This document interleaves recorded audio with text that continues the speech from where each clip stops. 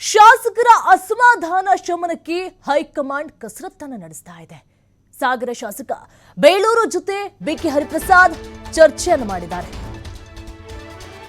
ಬೇಳೂರು ಗೋಪಾಲಕೃಷ್ಣರನ್ನ ಮನೆಗೆ ಕರೆಸಿಕೊಂಡು ಚರ್ಚೆಯನ್ನು ಮಾಡಿದ್ದಾರೆ. ಮುಂದೆ ಸೂಕ್ತ ಸ್ಥಾನಮಾನವನ್ನ ಕೊಡುವಂತಹ ನಿಟ್ಟಿನಲ್ಲಿ ಮನವೊಲಿಸಿದ್ದಾರೆ. ಬಹಳ ಅಸಮಾಧಾನವನ್ನು ಹೊಂದಿದ್ರು ಅವರಲ್ಲದೆ ಅವರ ಕಾರ್ಯಕರ್ತರು, ಬೆಂಬಲಿಗರು. ನಮ್ಮ ಅಣ್ಣಂಗೊಂದು ಸ್ಥಾನಮಾನವನ್ನ ಕೊಡಬೇಕಿತ್ತು. ಈಡಿಗ ಸಮುದಾಯದ ಪ್ರಬಲ ನಾಯಕ. ಸಾಕಷ್ಟು ಆಗು ಹೋಗುಗಳು ಎಲ್ಲವೂ ಸಹ ಗೊತ್ತಿದೆ. ಆ ಭಾಗಕ್ಕೆ, ಆ ಕ್ಷೇತ್ರಕ್ಕೆ ಏನೆಲ್ಲ ಮಾಡಬೇಕು ಎಲ್ಲವನ್ನ ಸಹ ಮಾಡಿದ್ರು. ಆದರೆ ಸೂಕ್ತವಾದಂಥ ಸ್ಥಾನಮಾನ ಸಿಗಲಿಲ್ಲ. ಸಾಕಷ್ಟು ಅಸಮಾಧಾನವನ್ನ ಹೊರಹಾಕಿದ್ರು, ಕಿಡಿಕಾರ್ತಾ ಇದ್ರು.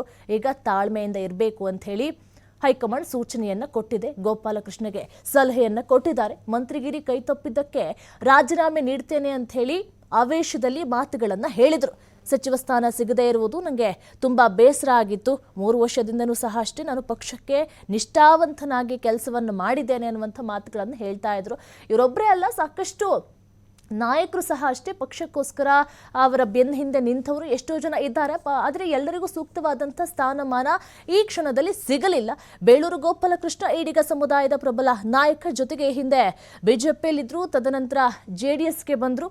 ಈಗ ಕಾಂಗ್ರೆಸ್ನಲ್ಲಿ ಅವಕಾಶಗಳು ಸಿಗುತ್ತೆ, ಈ ಬಾರಿ ಸಿಕ್ಕೇ ಸಿಗುತ್ತೆ ಅಂತ ಹೇಳಿ ಸಾಕಷ್ಟು ನಿರೀಕ್ಷೆಯನ್ನು ಇಟ್ಕೊಂಡಿದ್ರು.